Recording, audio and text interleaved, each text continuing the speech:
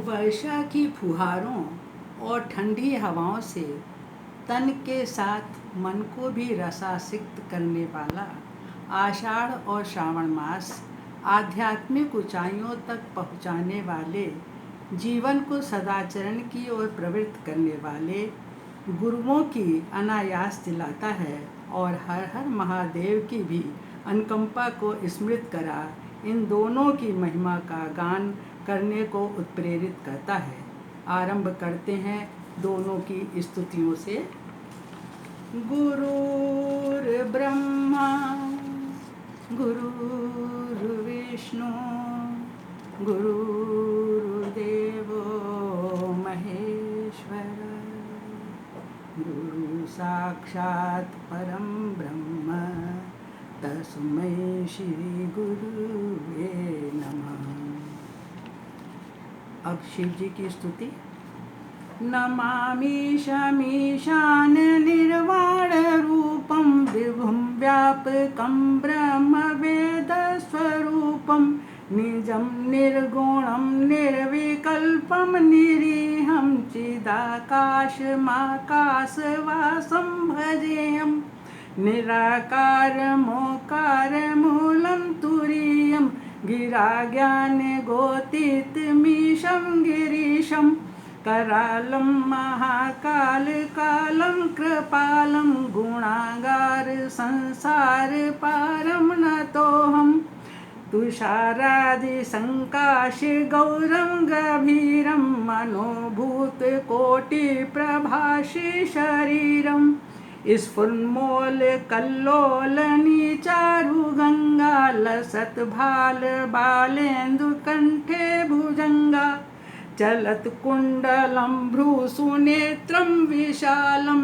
प्रसन्नाननं नीलकण्ठं दयालं मृगाधीशचर्माम्बरं मुण्डमालं प्रियं शङ्करं सर्वनाथं भजामि प्रचण्डं प्रकृष्टं प्रगल्भं परेशम् अखण्डम् अजं भानुकोटिप्रकाशं त्रयाशूलनिर्मूलनं शूलपाणिं भजेऽहं भवानी पतिं भाव्यगम्यं कलातीतकल्याणकल्पान्तकारी सदा सज्जनानन्ददाता पुरारी चिदानंद संदोह मोहपहारी प्रसीद प्रसीद प्रभो मन्मथारी नयावद उमानाथ पादारविन्दं भजन्ति है लोके परेव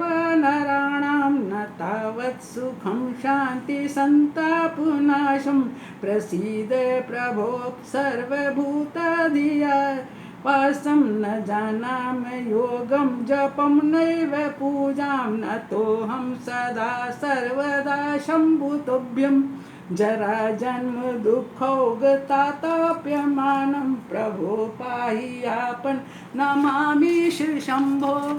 रुद्राष्टकमिदं प्रोक्तं विप्रेणे हरितोषिये ये पठन्ति नरा भक्त्या तेषां शम्भु प्रसीदति।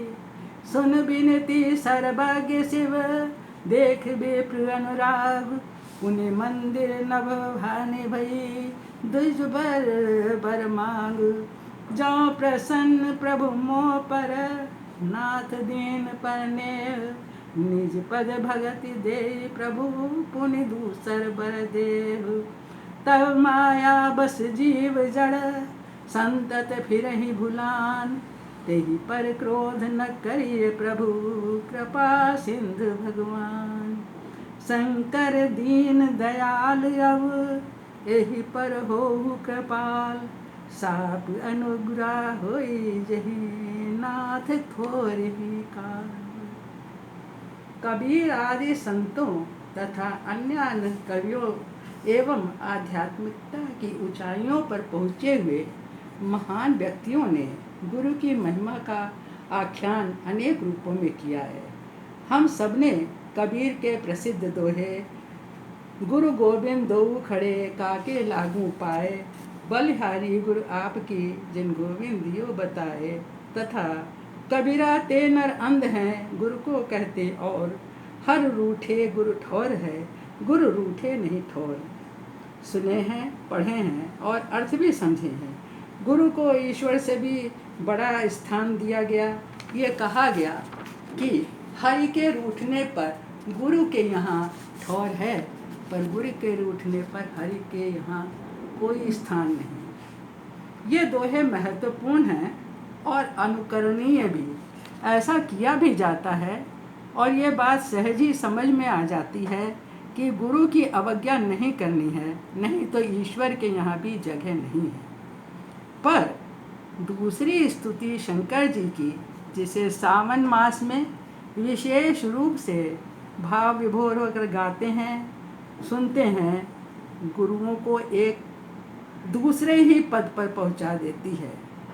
बिना किसी प्रतिदान के, शिष्य से बिना किसी इच्छा के गुरु निरंतर उस पर अनुग्रह करता है, अनुकंपा बनाए रखता है।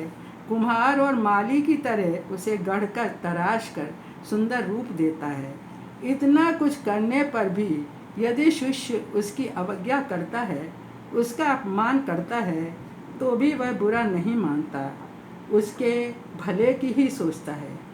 गुरु तो नहीं रूठता, पर ऐसा आचरण करने वाले शिष्य पर ईश्वर कुपित हो जाते हैं।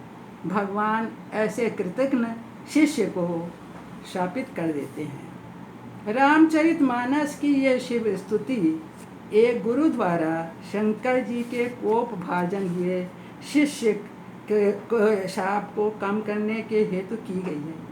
कालभूषुंडी है वह शिष्य जिन्होंने अभिमान में आकर अपने गुरु का अपमान किया था और शंकर जी ने उन्हें सर्प हो जाने का शाप दिया था। उनके गुरु ने उनके द्वारा अपमानित होने का कुछ बुरा नहीं माना, अपितु शिव जी द्वारा दंडित हुए शिष्य के शाप को कम करने के लिए शिव जी से प्रार्थना की।